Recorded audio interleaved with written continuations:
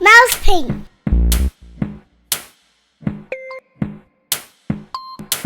By Ellen Stoll Walsh.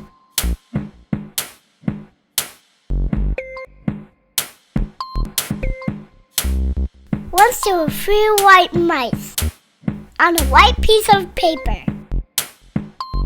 The cat couldn't find them.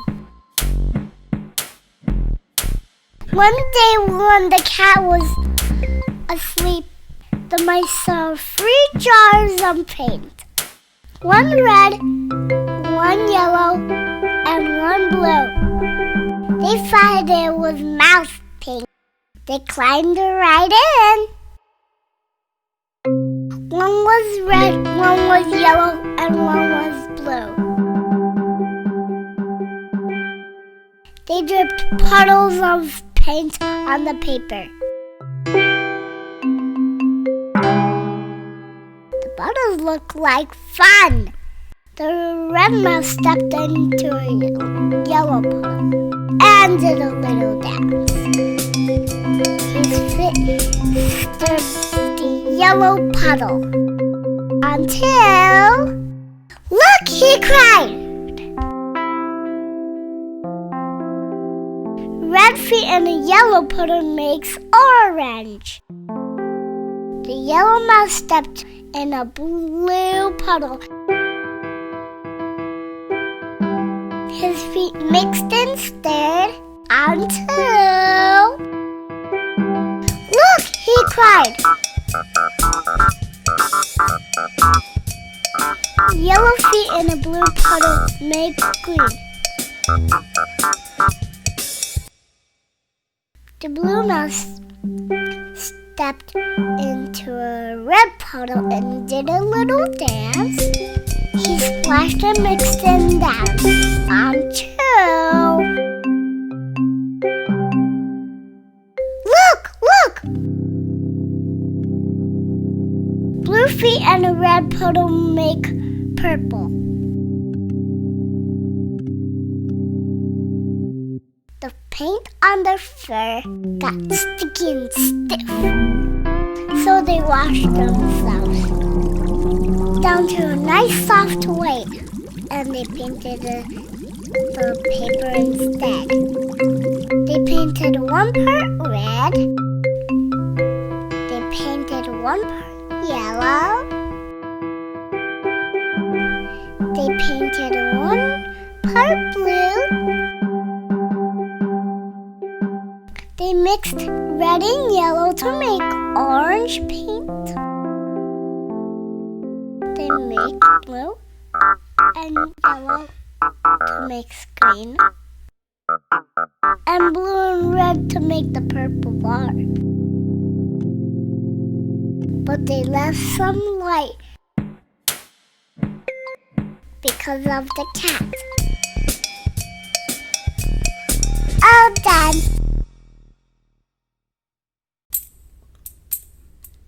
If you give a mouse a cookie. By Laura Numeroff. Illustrated by Felicia Bond.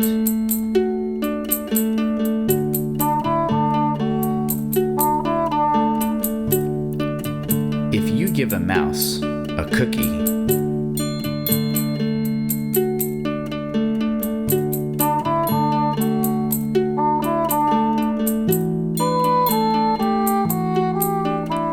he's going to ask for a glass of milk.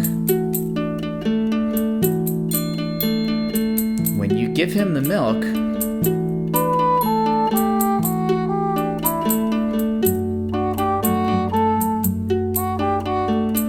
he'll probably ask you for a straw. When he's finished, he'll ask for a napkin.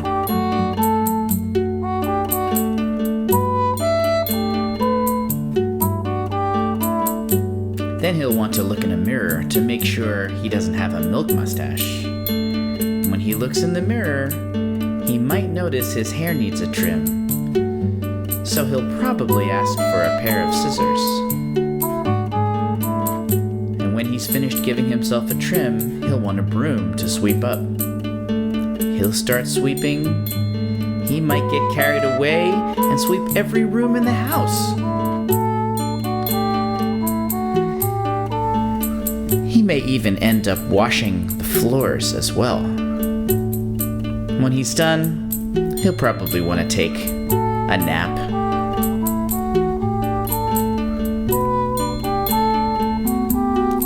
You'll have to fix up a little box for him with a blanket and a pillow. He'll crawl in and make himself comfortable and fluff the pillow a few times. He'll probably ask you to read him a story. So you'll read to him from one of your books, and he'll ask to see the pictures.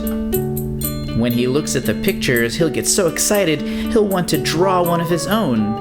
He'll ask for paper and crayons. And he'll draw a picture.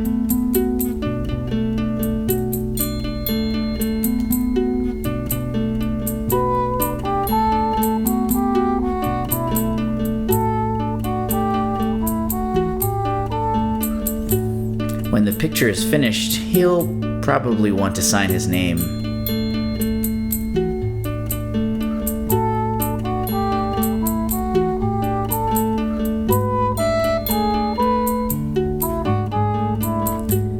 With a pen. Then he'll want to hang his picture on your refrigerator, which means he'll need Scotch tape. He'll hang up his drawing and stand back to look at it. Looking at the refrigerator will remind him.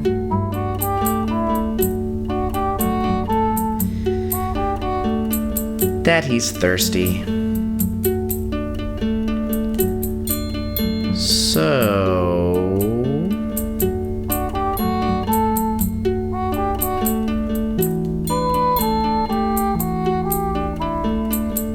he'll ask for a glass of milk. And chances are, if he asks for a glass of milk,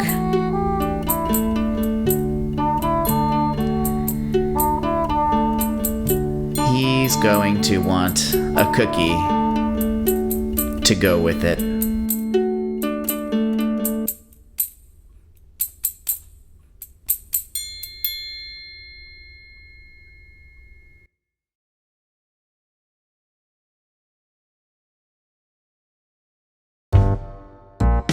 Where the Wild Things Are by Maurice Sendak. The night that Max wore his wolf suit and made mischief of one kind and another, his mother called him Wild Thing, and Max said, "I'll eat you up." So, he was sent to bed without eating anything.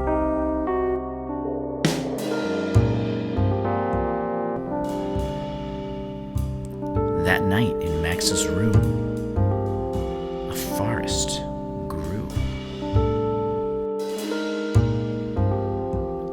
and grew.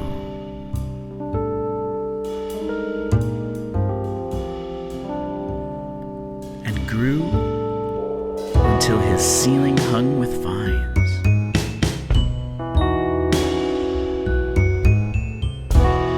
And the walls became the world around him. And an ocean tumbled by with a private boat for Max. And he sailed off through night and day, in and out of weeks, and almost over a year, to where the wild things are.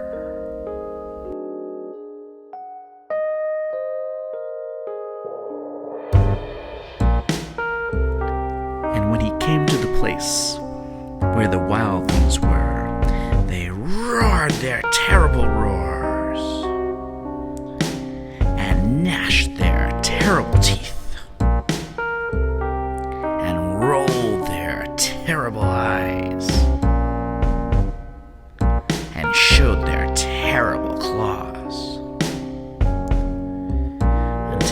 Max said, "Be still," and tamed them with the magic trick of staring into all of their yellow eyes without blinking once.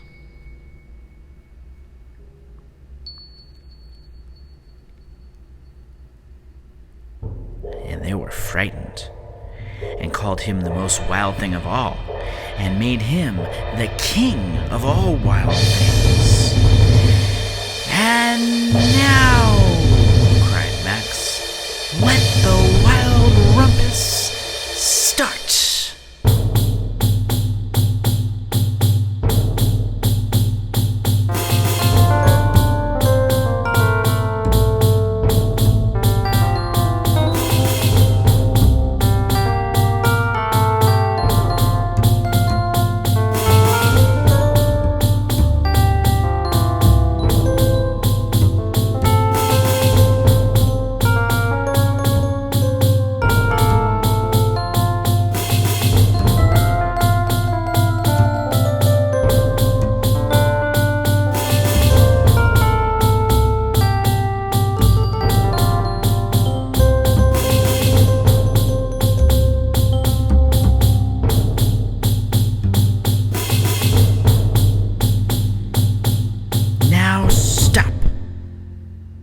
Max said, and sent the wild things off to bed without their supper.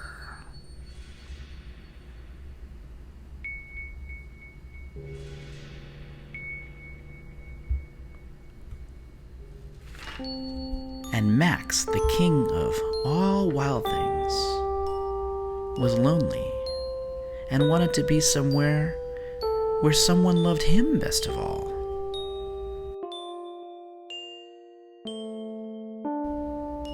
And then all around from far away across the world he smelled good things to eat, so he gave up being king of where the wild things are. But the wild things cried,